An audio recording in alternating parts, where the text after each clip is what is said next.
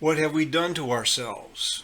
We live in a world of constant violence, warfare, widespread poverty, racial and ethnic hatreds, and finally, a headlong race to the destruction of the life-supporting capacity of the planet we inhabit. And yet, we are a species with intellect, if only inconsistently used intelligence. We remain hampered by superstition at a time when scientific understanding ought to be central to the liberation of our common humanity. Along the way, we've carved up our planet into regions over which we claim and coercively protect exclusive control. We embrace the strange notion that one group's claim to a particular part of the planet is superior to all others. We justify these claims in some circumstances where people who look and sound and behave as we do are able to trace their occupancy of the region to centuries or even thousands of years in the past. We also claim sovereign control over the region we occupy because we or our ancestors successfully defeated, drove off, or annihilated people unlike ourselves who once occupied and claimed the region as their own. We think of the planet as a scarce resource, that sharing with others means denying ourselves what we need and desire. Instead of a win-win strategy where the planet is concerned, we are plagued by attitudes that if you win, I must lose, that we are faced with the choices of a zero-sum game. It is true, of course, that for most of the history of the planet there were no or few humans here. We're told by anthropologists that modern humans evolved on the African continent, slowly increased in number, and moved off in small groups, migrating with the seasons and with the animals they hunted for sustenance. Over time, every group increased in number. Eventually, some stopped migrating and began to settle in one location. With human settlement, groups needed to establish rules and norms of behavior to ensure that every member of the group had an equal opportunity to secure the goods of a decent human existence, as achievable by what nature provided and the group's existing technologies. Every person requires access to what nature provides, to water, to plants, and to wild animals, and when the technologies of growing crops from seeds were developed, to the soil. In short, there needed to be rules for how the land would be allocated and controlled, as well as for the protection of what individuals produced with their labor. There was always great danger to the people in these tribal societies. Predatory animals and disease were constant threats. Hunters took on the dual role of protectors. When the population of tribal societies increased beyond the capacity of the immediate region and their technological knowledge to support any further increase, they had to move as a group or split into small groups and seek out new regions to occupy and exploit. Centuries came and went. Eventually, groups seeking new territory came into contact with other groups with the same objective. The potential for conflict was from then on ever present. Tribal societies began to evolve in their structure. Hunter-protectors evolved into a subgroup with unique rituals and norms. Knowledge bearers evolved into priestcrafts, claiming exclusive ability to communicate with the gods. Power gravitated to these two subgroups. This power was exercised with the effect of diminishing the quality of life of those who actually produced the goods required to sustain the entire population. This class structure became entrenched and protected by rituals, traditions, and coercion. The structure among the Mayan people is representative of what happened almost everywhere, with rulers at the top, followed by nobles, priests, merchants, artisans, peasants, and finally slaves. When our forefathers eventually developed the ability to convert speech to written language, established norms were codified into law. Institutions grew to interpret and enforce the law and to impose penalties when violations occurred. Humans had reached a critical point in our history. Judgments had to be reached to establish a balance under law between claims of rights to the goods produced by individuals and claims to what had always been there, provided by nature. In every case one examines, the more advanced the society, the less the laws of the society protected the original equal right of access to nature. Control over the land and the resources provided in nature came under the control of a privileged elite.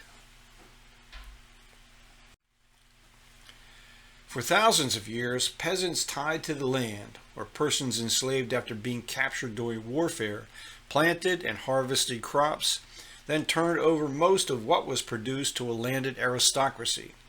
This system, feudalism, involved a degree of reciprocity, but a reciprocity under consistent attack by an aristocracy increasingly consumed by greed and outward displays of personal wealth. Again and again, the planet's aristocracies initiated wars of territorial expansion against one another. In victory, they extracted tribute and a transfer of some portion of the goods produced by the peasants of the defeated enemy. Favored aristocrats were rewarded with grants to huge confiscated landed estates. The stage was then set for the widespread conversion of a society's commonly held lands into private estates, with deeds of ownership issued and protected by law. Land was now firmly moved into the realm of private property, with equal standing to any tangible good one might produce. Land could be bought, sold, or used as collateral for borrowing from the growing banking sector. Of course, every person continued to need access to land in order to live. Secure control of a location was needed for construction of a home, farm, or business. Secure control of natural resource-laden lands ensured a continuous supply of raw materials coming to markets for conversion into usable goods. However, what had changed was the disappearance of the ability to just move to a different region and settle without obtaining permission. That is, without negotiating with someone or some entity that held the deed to the location. The land might be unoccupied and unused, but the law now supported the exclusive claim of ownership by the holder of the deed. The legal owner of land might agree to allow another person or group of persons to occupy and use the land, provided a fee in goods or money was paid. Over the centuries, moral philosophers who studied the interplay of forces involved in this arrangement came to be known as political economists. In France, a school emerged known as physiocracy. The term they applied to the fee charged was rent, adapted by English political economists as ground rent. What these and other political economists took on as intellectual challenges was both descriptive and prescriptive in nature. To accomplish their analyses, they came up with a particular terminology and took pains to define the terms they utilized. They understood that everything humans needed must initially come from nature, and they adopted the term land to mean all of what nature provided, the source of what was produced. This included not just the surface of the planet, but all natural resources and natural processes. Land was identified as the first, but essentially passive factor in the production of tangible goods or wealth.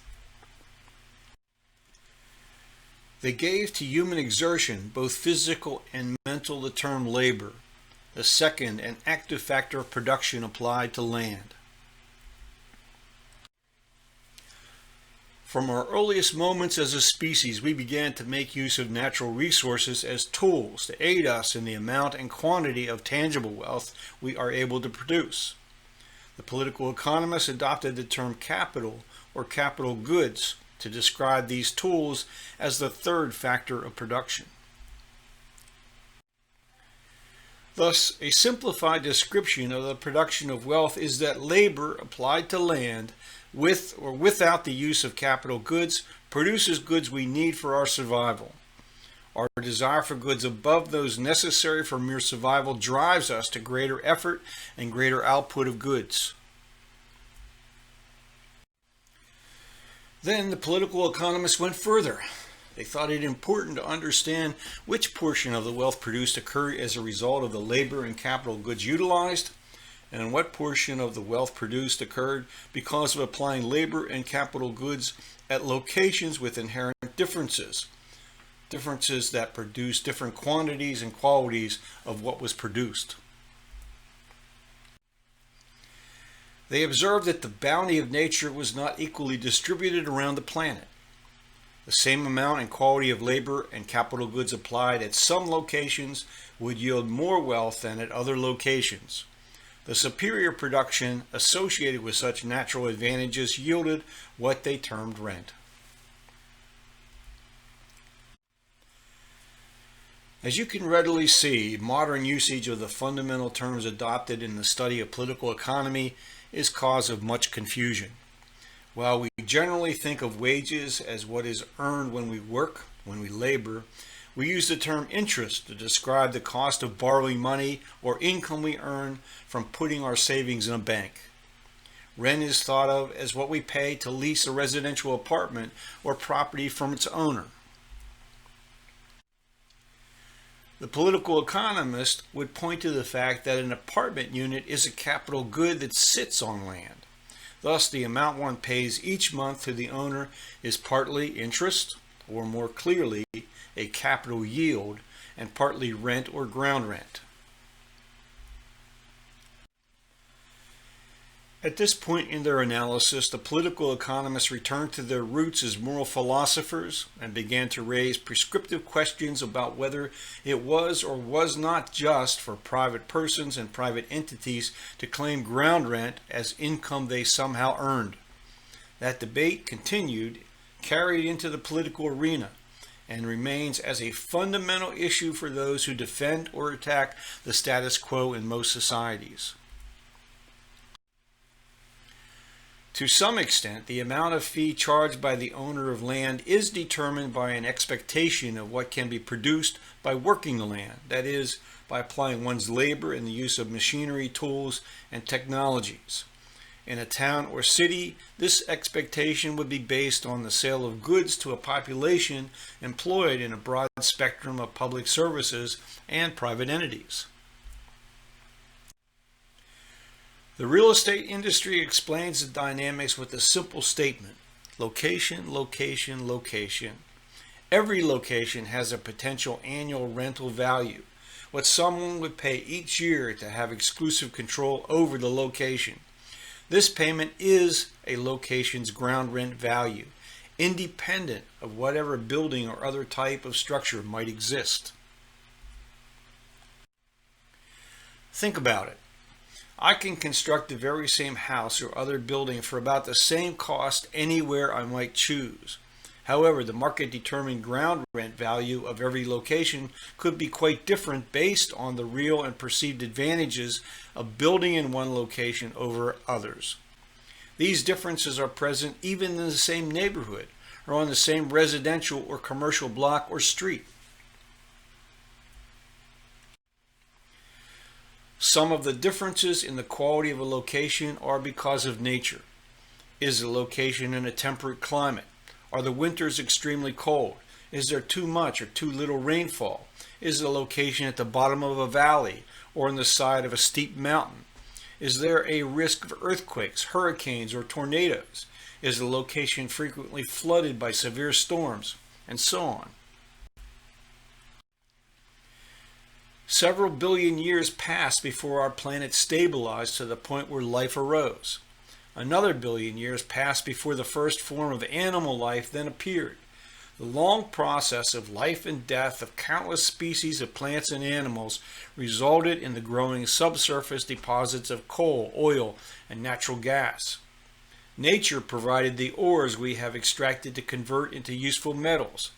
What a person or entity would be willing to pay each year to control these locations and extract whatever resources exist is the ground rent value. All of these diverse factors play a part in determining what someone might be willing to bid to gain control of a location and for what purpose. What is important to recognize from a moral perspective is that the person or entity holding the deed has produced none of the real or perceived advantages. These are provided free of charge by nature or by the community. Moreover, the ability to gain access to nature's resources is more often than not dependent upon the infrastructure, the public works produced by society. And yet we have accepted the idea that some of us have a greater right to the planet than others. We have established under law the right to claim a portion of the planet as private property and charge others a price, either the market-determined ground rent under a lease arrangement or the capitalized ground rent in a transfer of the deed for access to and use of nature. In so doing, we have destined a significant portion of humanity to lives of poverty and desperation.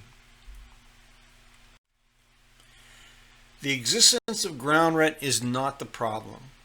The fact that every location on the planet has some potential annual rental value is understood. It is common sense.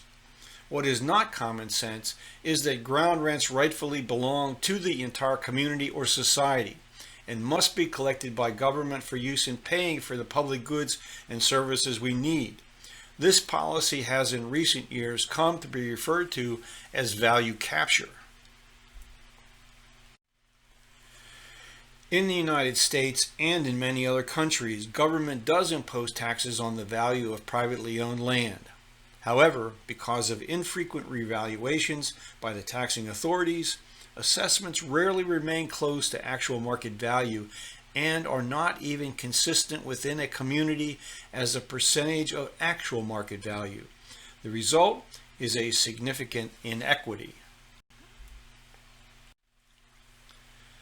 Governments also tax the tangible assets we produce, our homes and other buildings, assets that depreciate in usefulness over time and which require our almost continuous expenditure of resources to maintain. Is it right that we should be penalized for taking care of our homes and other buildings by being charged each year for something we were taxed on at the time we made the purchase? What would our reaction be if we were required to pay an annual tax on the value of our automobile, computer, television set, or refrigerator? At the same time, the rental value of whatever land we hold is based on what the community provides to us: the roads, utilities, police and fire protection, the quality of schools for our children, the availability of medical care, and other services.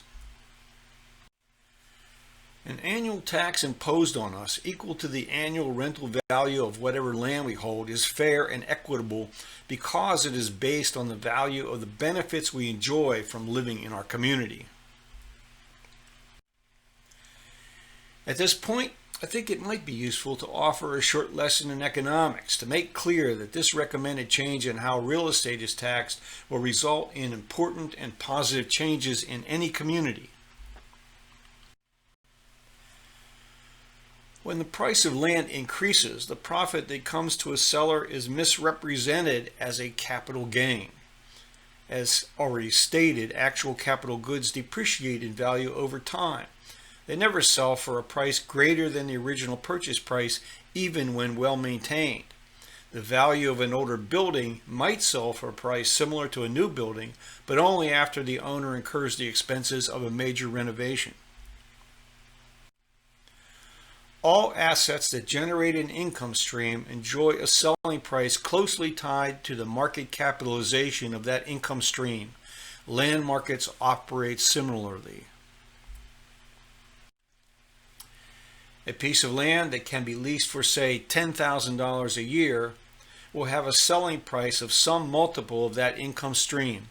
Assume, for example, that investors are satisfied with an annual return of 10%. Thus, $10,000 in this example equals 10% of $100,000, which would be the minimum price the owner might accept if willing to sell. However, it is not very likely the owner will accept a $100,000 offer if the annual cost of holding land is insignificant or the owner has no immediate need to raise cash for other purposes. The longer the owner holds on to the land, the greater is the profit likely to be. Now, in this example, the annual rental value of the land in question is $10,000, an amount that rightfully belongs to the community and should be collected via taxation. If the community does in fact collect this amount each year, the owner no longer enjoys an income stream to be capitalized. Theoretically, the price of the land could fall to zero or very close to zero.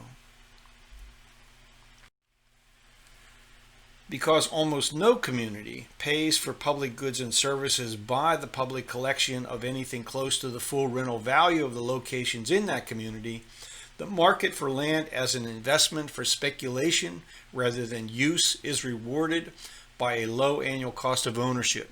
Samuel Clemens offered sound advice under the circumstances. Buy land, they aren't making any more of it. As population increases, so does the annual rental value of land, so that buying and holding land vacant is a relatively safe and good investment.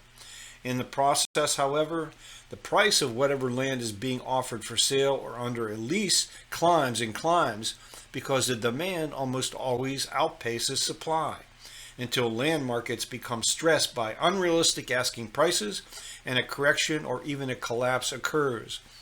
More about that in a moment. The end result is that rising land costs make it difficult to construct affordable housing. Profit margins for many businesses are reduced if they are not able to pass along to customers the increasing costs of leasing land. The problems with how government raises revenue go well beyond how real estate is taxed by local governments and, in the United States, school districts.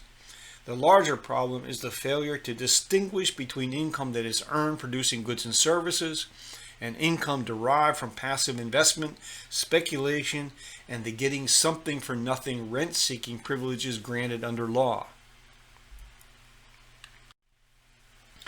Rent-seeking is another term now used in economics. It comes into play to describe conditions where an individual or entity seeks to gain added wealth without any reciprocal contribution of productivity.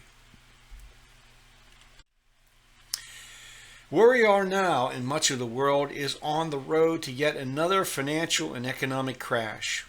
Our wrong-headed system of taxation dooms us to these cycles of boom and bust about every 18 years. The global economy nearly collapsed in 2008. The COVID-19 pandemic has left millions of people without employment, without housing, and with mounting personal debt. Revenue for countless businesses has disappeared. And yet, despite what we might think to be common sense, land prices in much of the world continue to climb. Normal stresses suggest a major collapse after 2026, but these are not normal times. I repeat what I asked at the beginning. What have we done to ourselves? Hopefully, the answer is now somewhat clearer. Thank you.